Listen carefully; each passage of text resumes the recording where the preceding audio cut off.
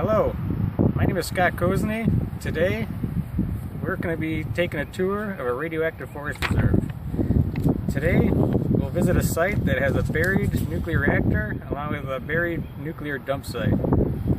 We are standing in Redgate Woods. It is part of the Cook County Forest Reserve in Illinois. Redgate Woods is approximately 25 miles southwest of Chicago, Illinois.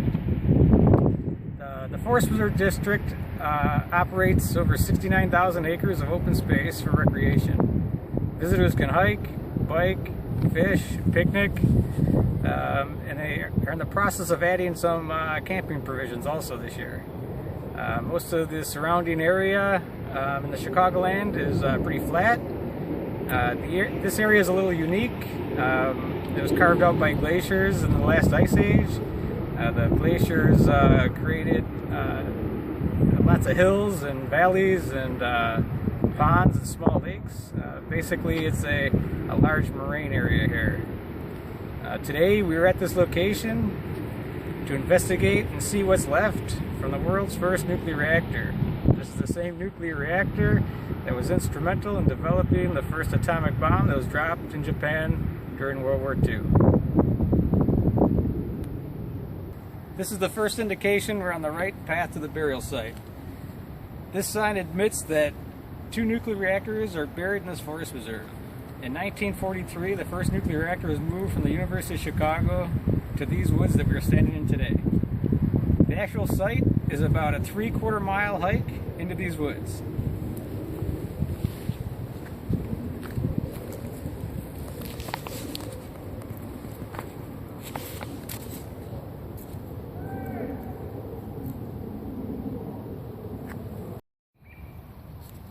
Okay, we arrived at the entrance to the laboratory.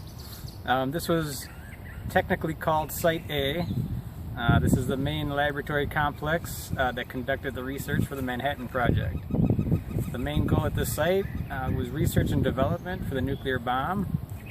This would have been fairly a large complex that housed 2 nuclear reactors and a massive 75-gallon water tank, dormitories, guardhouse, cafeterias, libraries, even a tennis court for recreation.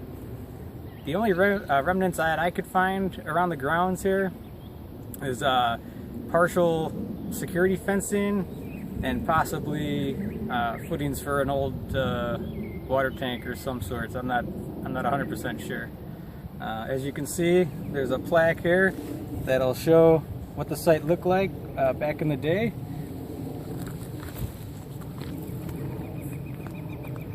In these pictures, you can see what the complex would have looked like.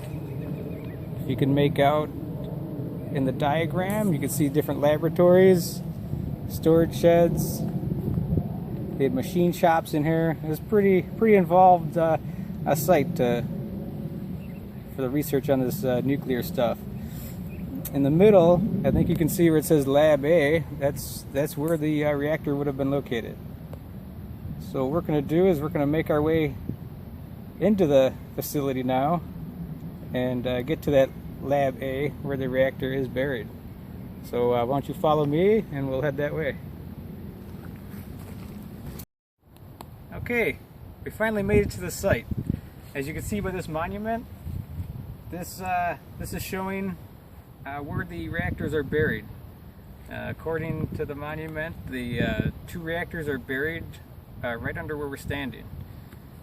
And it's pretty impressive because these reactors, they contained over 10 tons of uranium metal and 42 tons of uranium oxide. That is a lot of nuclear waste and debris under our feet.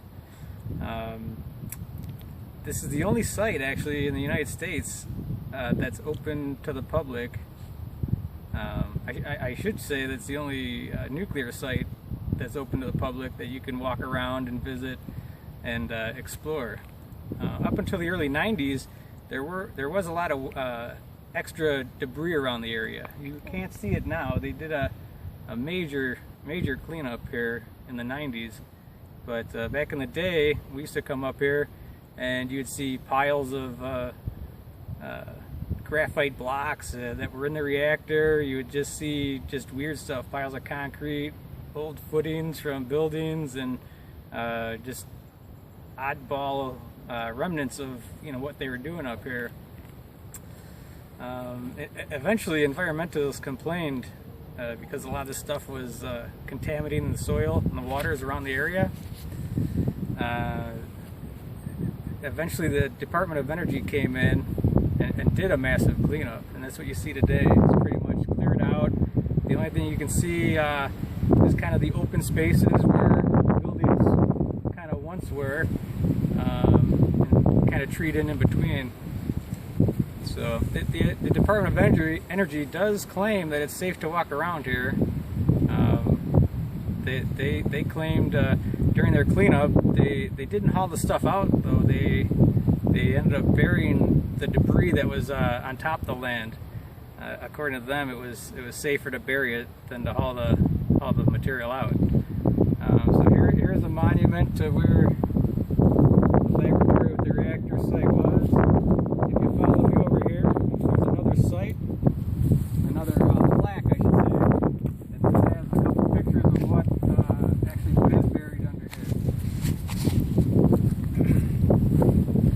So some of these are illustrations. These two are actual pictures. So this is pictures of one reactor.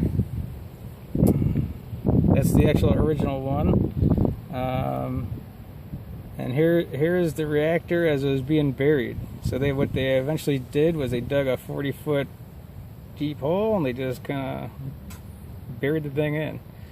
So that's the site here. We're going to move on to to some test wells they have along the property. I'm kind of talk to you about that. All right, not too far from the monument that we just saw. They have these test wells scattered throughout the area. It's just capped by a padlock here to keep you from getting inside here. These are strictly for the Department of Energy on a yearly basis. They'll open these up. They unlock the padlock, the top will lift off, and I'm not exactly sure how far down it goes, but they'll stick probes down this test well and measure for the radiation. There's a lot of them around the area. I'm not going to show you all of them. The next site we go to, you'll see a couple more of these. But yeah, if you do hike around in the woods, you do come across these. It's a little scary, I don't know why they would need them if it's a safe place to be hiking around. So the next place we're going to go to, it's a little hike through the woods. We're going to go to where all the laboratory people buried their waste. So this was the nuclear site with the laboratory. They didn't want to bury their garbage, I guess, where they're working. So now we're going to go to the nuclear waste site. So follow me, let's head that way.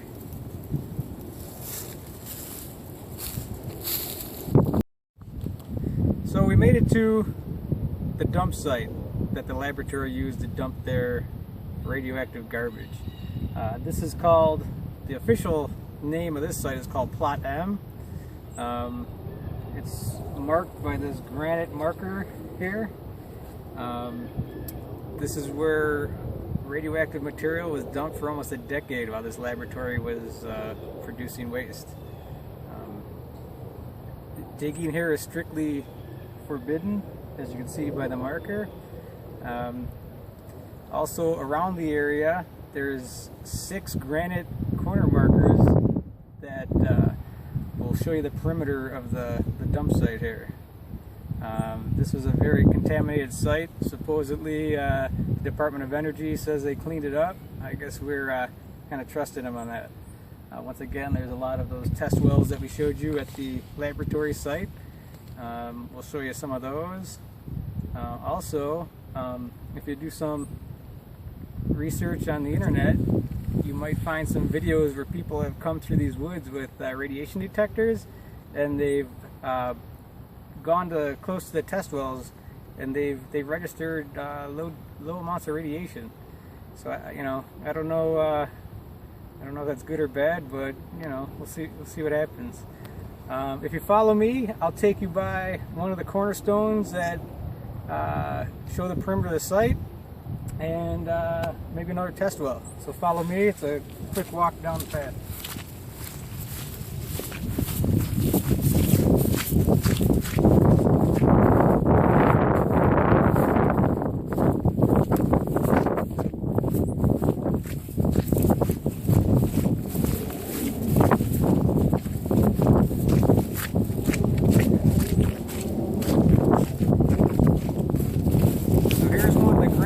Marking stones I was talking to you about. There's actually 6 of them that encompass the perimeter of this dump site. If you pan around, you kind of get an idea of what the site fully looks like.